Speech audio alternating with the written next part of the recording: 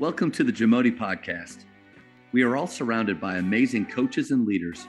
So let's get an inside look at not just what they do, but how they do what they do.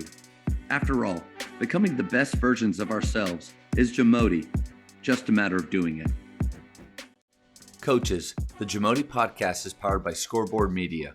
Scoreboard Media works with high schools across the country to run professional sponsorship programs on their LED scoreboards. Whether you already have LED and you just want to supercharge the revenue, or you want to use sponsorship revenue to buy new LED video scoreboards, Scoreboard Media can help. They work with sponsors and advertisers locally, regionally, and nationally who want to connect with your school's community. Email info@scoreboardmedia.com to start the conversation and see what's possible. I thought about, with your experience, this question, because you've mentioned a few times things that consistently make you win. I mean, Coach, I think that would be an amazing book for you to write. Just an idea. Amazing book for you to write. 9 state championships, 11 Final Fours, 19 regionals, 1,081 wins, 40 plus years. Here are the things that consistently make you win. Coach, if you don't mind, just a few of those major bullet points that you believe are on that list. It'd be a short book. I mean, I'm telling you, I'm literally, I've talked about, coaches ask us, if I ever talk to a young coach, they go, Coach, how much time on the practice do you spend on defense? And they want to hear me say, probably 15, 20 minutes. And when I say probably an hour and a half practice we spend on defense, they just about swallowed their tongue. But we did. And the reason why is because, and I don't know if people understand this or not, but when you're playing defense, somebody's playing offense. It's not like you're playing against bad defense. I mean, defense is what we rely on. So when the offense is playing, and it's some of our best players play, we're 3-on-3, 4-on-4 all the time. That's what we play. Okay. It's just a great basketball situation. And you're playing, the best players get played against the best players. And so you've got to play defense to win. We play a lot of shell defense. I told you to develop defense, and I'll talk about something else. But here's what develop defense. We would play games so where we'd put 15 minutes on the clock, and we would have 3-4 teams of 4-on-4, 3-on-4, usually 4-on-4. We'd play 4 out or 3 out, 1 in. We'd play different situations. 15 minutes of that. And what we would do is we would keep score. You lost a point. At any time somebody got an offensive rebound, that was a point for the other team. If they scored, they got their points. If you made a stop, you got a point. Sometimes the winner would be the team that scored the most points in the 15 minutes. A lot of times, it was the team that scored the most points on defense. So you would have a charge would count 3, a steal would count 2, a stop counts 1. So there's ways you could play, but the only way you could really win is make a stop. That's the only thing you could really concentrate on was making a stop. And if you made a stop, you got to go again. You got to go again until somebody scored on you. So was we just working on defense? Or here's the neat thing about that. You had to be on defense to win, but to get on defense, you had to score. So they tried really hard. You didn't think they wouldn't throw the ball down there that low post to get an easy basket to get on defense to be able to win? Yeah. To get the corner, they wanted to score any kind of basket they could score. So we learned a lot about role playing right there, playing little games like that, and it really made our defense a lot tougher. Respected for each other for that. And I think rebounding is one of the most important things. A rebound is nothing but a loose ball. It's just like we're rolling the ball on the floor. Who's going to be the first one to get it? That's all it is. And you think, well, there's probably 10 or 50 of those in the game. Well, I know we shoot 50 times. They shoot 50 times. I mean, there's at least 80, 60 shots up there. That's a loose ball. That's anybody's basketball. If we get more than they do, I think we got a chance to win. If they get them and put them back in, they're going to win. But that's an easy basket. And it always leads to a foul. It's a negative thing. I've lost so many games early in my career on offensive rebounding. And, I'm going to tell you right now, a lot of coaches preach it, but you got to back it up. Because that's one thing a kid won't do. Do you have to do defense? They ask me, what blockout drills do you coach? I don't do one blockout drill. Here's the drill I do. You don't block out, I catch you on tape, or you don't block out, your kids rebound, you're going to pay for it because we keep score. We watch you. We grade you. So they know, and that's all it takes. All they know is, hey, I say, look, you're between her and the basket, right? Right. So the ball shot, I want to know how she gets between you and the basket. I mean, that's how simple can this be? Stay between her and the basket. Figure it out. Don't come up and say, Coach, how do I block her out? You figure that out. I'm telling you, as a coach, block her out, you don't play. Now you figure that part out. So those are two things, and taking care of that business really shuts down the offense a lot. It really, even if you're, like when we were at Argyle and Brock and our really good teams, early on when we were just not very good on offense, we would have close games that we were in there because they couldn't score. But later on, we could beat people pretty good because we could score. And I think, like we said, both playing and shot selection is very important. I want to know who's going to shoot the ball. When we run a play, I'm not going to say that's the girl that's going to shoot it, but we do have options, and it better be one of those options. We better not running a play where we swing it to the wing, and because we're posting up our post girl on the block, and she's too away, we side with Jack or 3 up. That's not going to work. And you're probably going to come out if you make it. But it's just not the way we play. They know the rules. So shot selection is a big thing, and being accountable for knowing what you're supposed to do. One thing that we really had, look, taking care of the ball court, taking care of the basketball. And that's, like you said, doing the little things, being smart. The defense is going to tell you where to throw the ball. You ain't got to look. They'll tell you right where to throw the ball. All you got to do is pay attention and not try to throw it where it don't go. And you don't make a turnover. That's the way it works.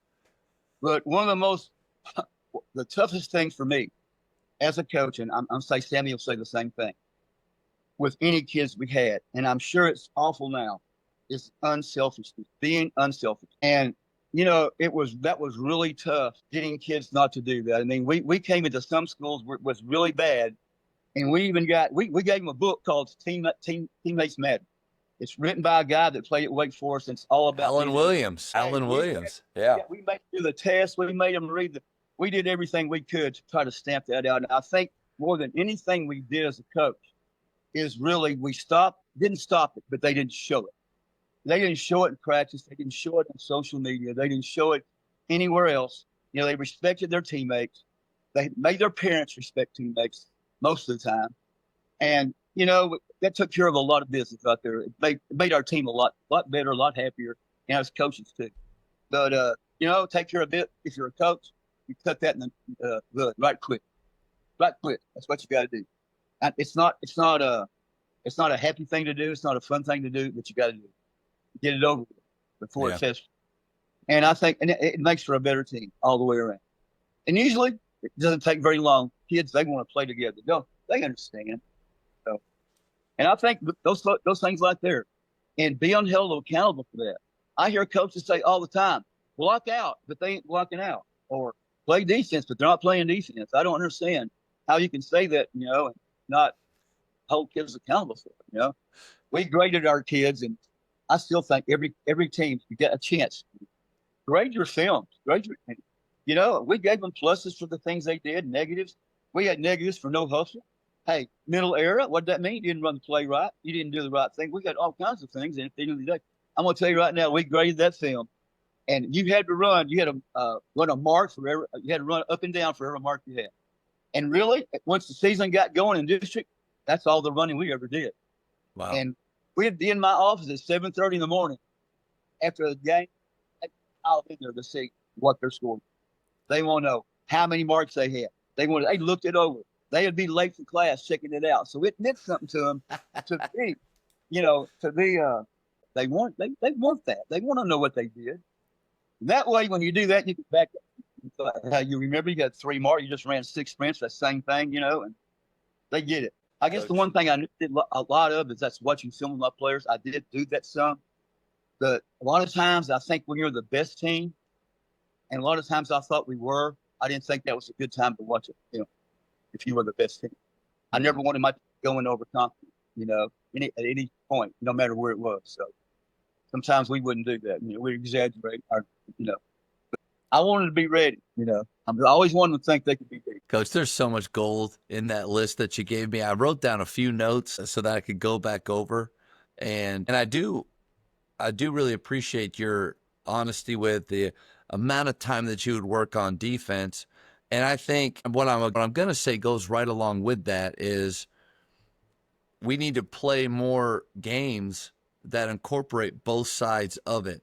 Because like you said, when you're playing 3-on-3 and 4-on-4, you are working on defense, but the other group is getting better on offense. That's, I think the big issue lies whether you're working on offense or defense when there's only emphasis on one of the sides and maybe even an absence of the other side.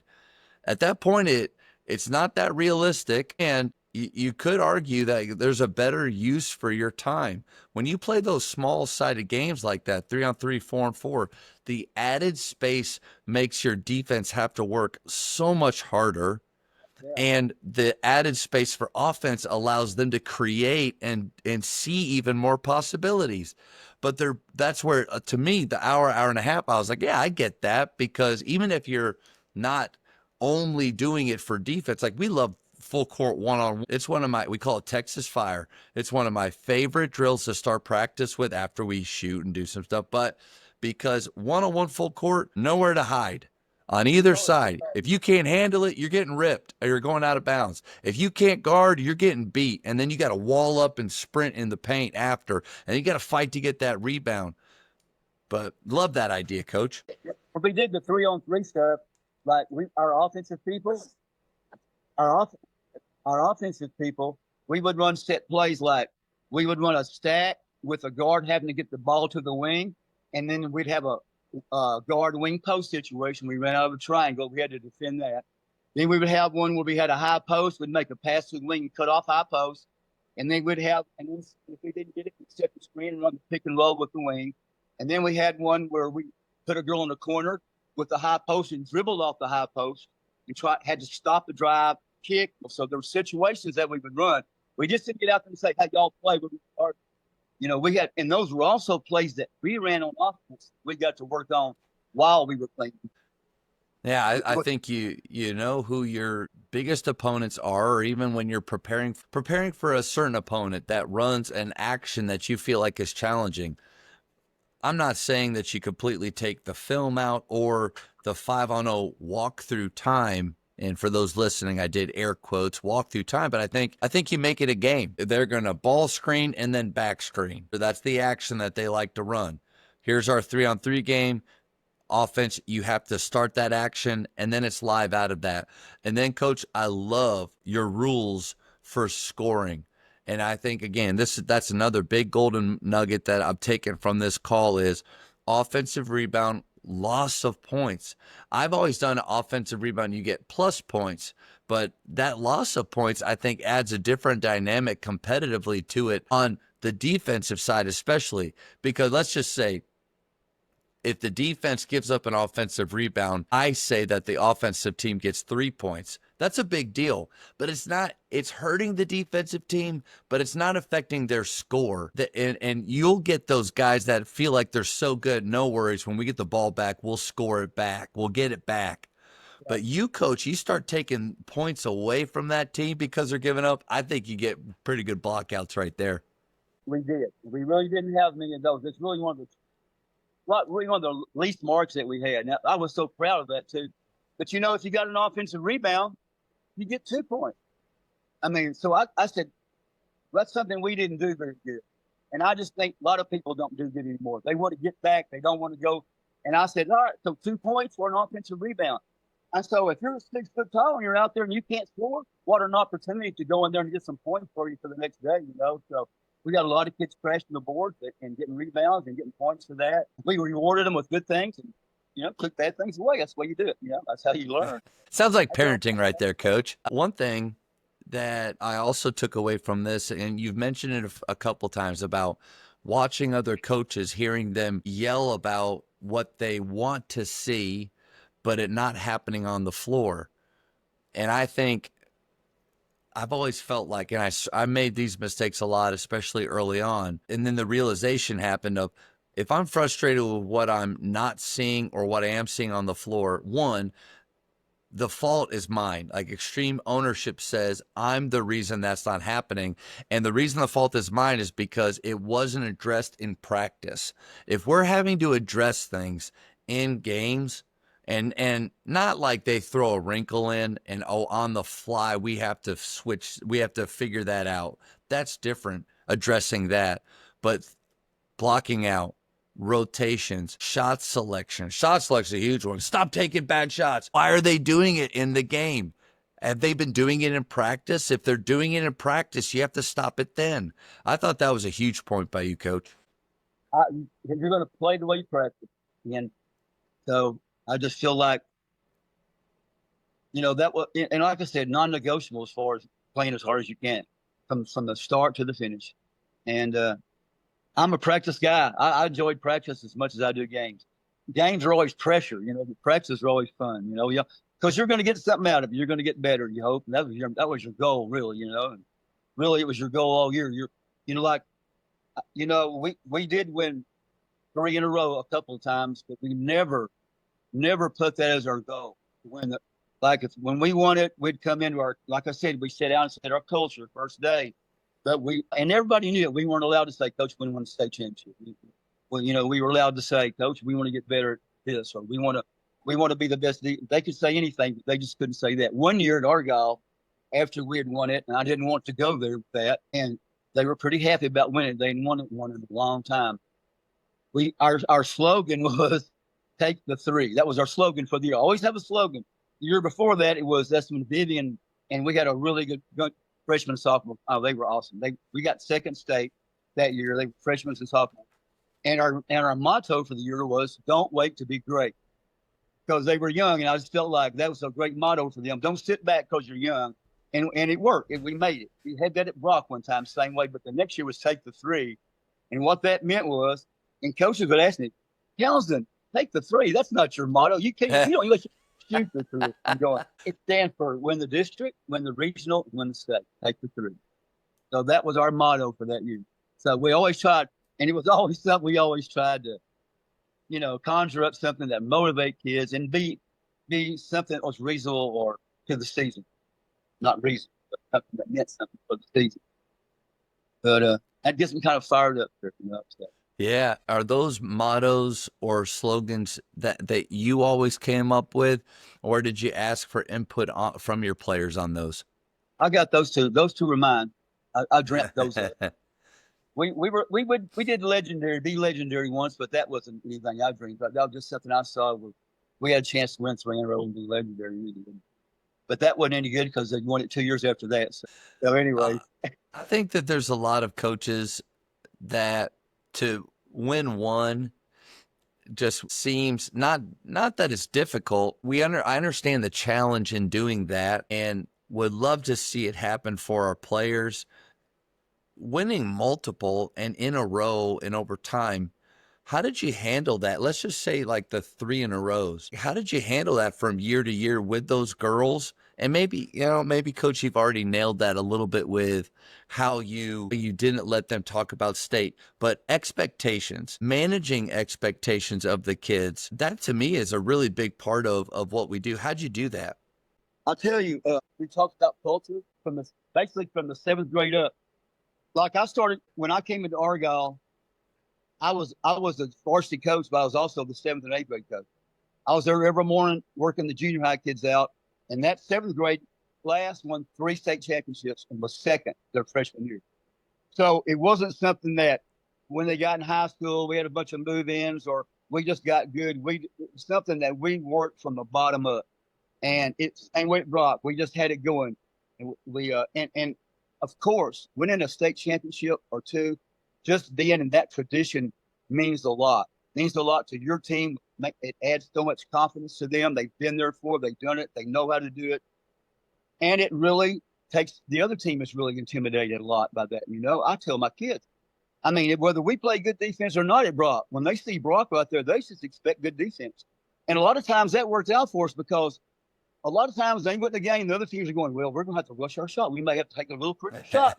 And we might not have been sorry at defense, but, they just think about that. So there's so many mental aspects that go in, but keeping it going like that, it's just being solid, doing the solid things and, developing players. That's something I love to do. I love to develop players. I work with post girls every day in our practices. every day we split guards and posts, and I work with posts every day, not once a week, every day. And even in game days. And my assistant coaches take the guards and work them on situations.